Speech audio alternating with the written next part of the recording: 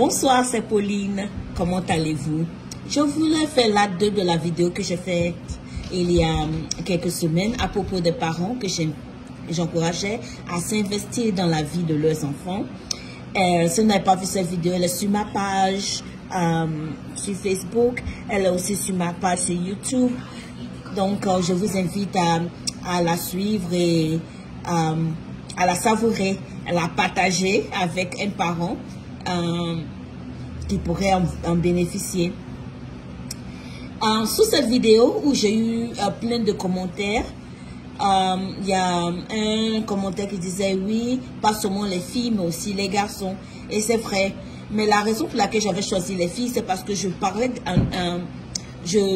par expérience. Je disais comment est-ce que il y a à une certaine période de ma vie où je n'avais pas le support émotionnel qu'il me fallait, j'avais fait des bêtises et que je voulais encourager les parents à continuellement donner le support émotionnel à leurs filles, de sorte que ces filles-là grandissent des êtres humains équilibrés. Donc, parlons maintenant des enfants en général, les fils et les filles. J'ai vu une vidéo hier d'un artiste très connu de chez nous, très populaire, et il parlait de ses 11 enfants. Et il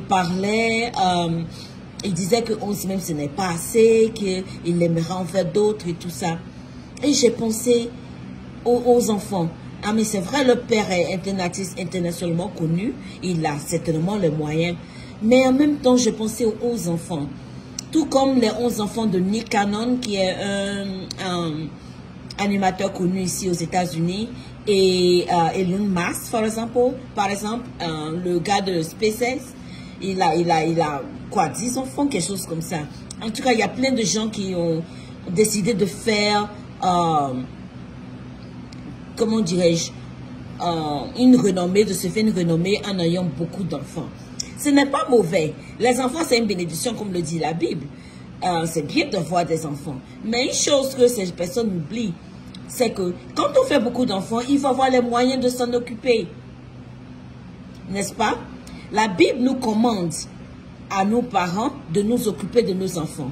D'ailleurs, il y a un verset qui dit qu'un père qui ne s'occupe pas de son enfant, et que si ce père est chrétien, il est pire qu'un incrédule.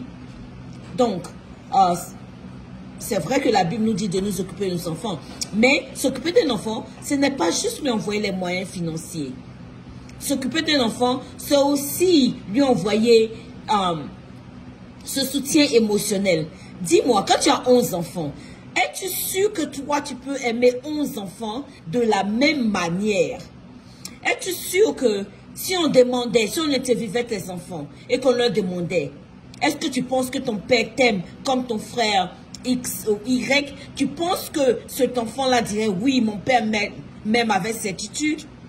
En général, on a remarqué que dans une famille nombreuse, les parents ont toujours un préféré. Je sais de quoi je parle. Les parents ont toujours un enfant préféré. Il n'y a rien de mauvais parce que c'est par exemple par rapport aux circonstances de la conception de l'enfant. Ce qui se passait dans la vie du parent quand l'enfant a été conçu ou quand l'enfant était né, quelque chose de particulier. Peut-être que l'enfant était malade quand il était petit. Peut-être que c'est l'enfant de l'épouse préférée. Ou moi, je sais pas moi, quelque chose qui fait que cet enfant est spécial. Et c'est toujours comme ça dans les familles nombreuses. Il y a toujours un enfant qu'on aime plus que les autres. Et ce n'est pas juste envers les 11 autres.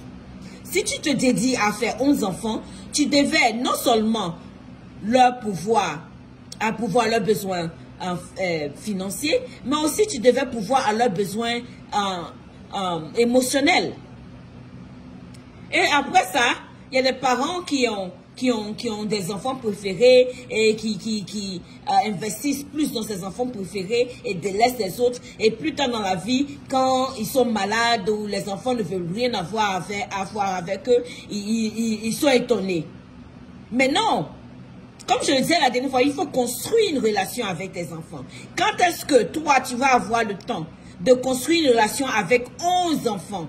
Tu vas au travail. Tu as des business à gérer, tout ça. Quand est-ce que ton cerveau sera assez reposé pour que tu passes du temps avec 11 enfants, pour que tu bâtisses 11 enfants. Bâtir des enfants, c'est passer du temps avec eux. Parler à ton fils, parler à ta fille. Ah, mon fils, qu'est-ce qui se passe dans ta vie? Quand les petits garçons commencent à s'intéresser aux filles. Ah, mon fils, les filles, attends un peu, concentre-toi sur les études. Les filles, ça viendra plus tard quand tu auras de l'argent. Ta petite fille. Ah, ma chérie, les garçons, c'est intéressant et tout ça, mais fais attention, laisse ça de côté, concentre-toi sur tes études. Parlez constamment aux enfants, leur parler constamment, leur donner des conseils, passer du temps avec eux. C'est ça, construire son enfant. Vous ne faites pas ça, vous partez avoir 10, 11, 12, 13, 14 enfants. Et parce que vous avez mis un toit sur leur tête, parce que vous avez payé leurs études, et vous les habillez, ils sont logés, tout ça, vous dites que vous les aimez, mais non, il y a quelque chose qui manque. Si tu ne prends pas le temps de bâtir ton fils, quand il va aller à l'école, il y a des enfants qui sont là-bas. Ses amis vont le bâtir pour toi. Ils vont lui donner de fausses informations. Ton enfant va grandir avec ces informations. Ces gens-là seraient la principale source d'information de ton enfant. Et ton enfant va marcher selon le conseil des gens qui ne savent pas mieux que lui.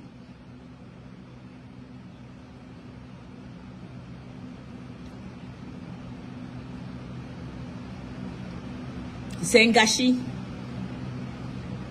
C'est un gâchis d'avoir des enfants dont on ne peut pas s'occuper émotionnellement. Parents africains, c'est un gâchis. Autrefois, on faisait beaucoup d'enfants parce que les parents avaient besoin des plantations. Ils avaient besoin de main-d'œuvre. Maintenant, il n'y a pas... À moins que tu aies une plantation. Et même si tu as une plantation, la loi dit que ton enfant doit aller à l'école. Excusez-moi. J'avais un petit truc dans la bouche. La loi dit que ton enfant doit partir à l'école. Donc, il ne veut pas aller dans ta plantation. Tu fais des enfants pour qu'on dise que tu es garçon. Non, ce n'est pas ce qui te fait de toi un garçon.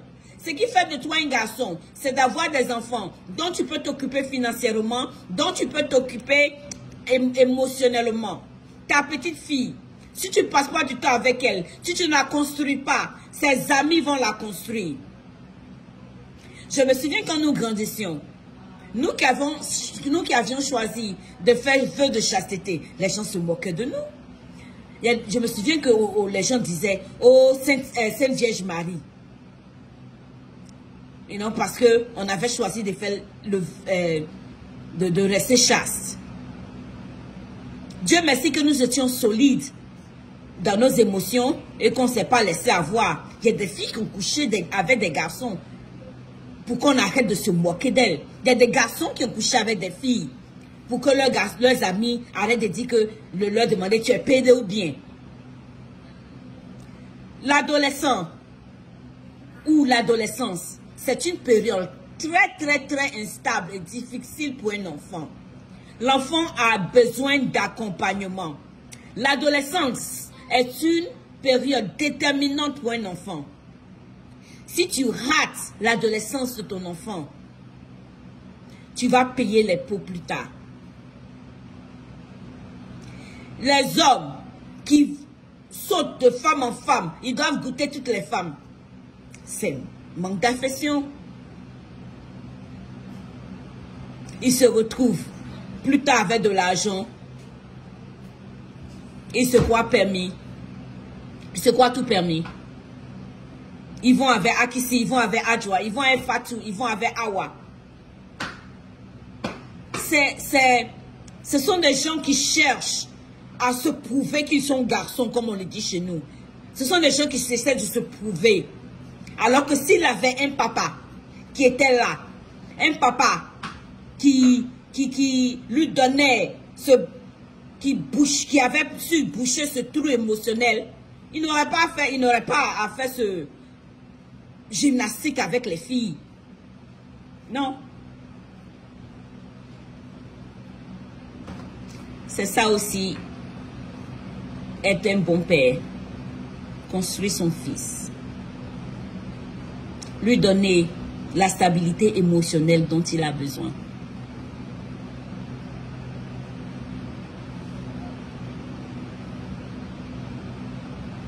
Il y a des papas même, carrément, qui ont 10 enfants dans 10 maisons différentes. Quel est le soutien émotionnel que tu apportes? Comment est-ce que tu apportes ce soutien? Tu ne peux pas être dans 10 maisons à la fois. L'enfant a besoin de te voir. Il a besoin de te voir. Quand il se lève le matin, il a besoin de te voir, de te sentir, de te savoir là.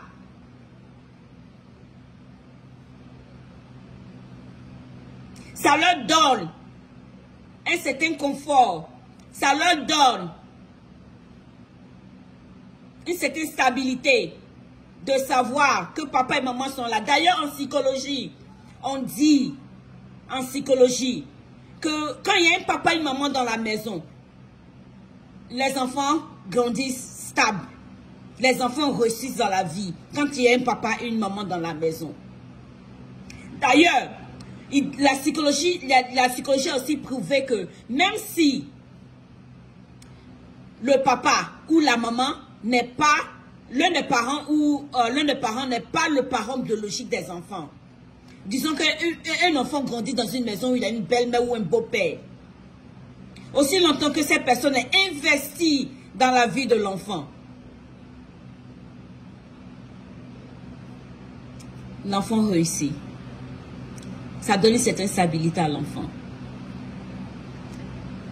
Soyons sérieux, mes frères africains.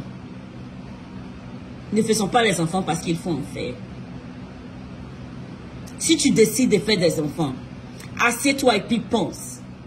Où est-ce que tu veux qu'ils soient demain?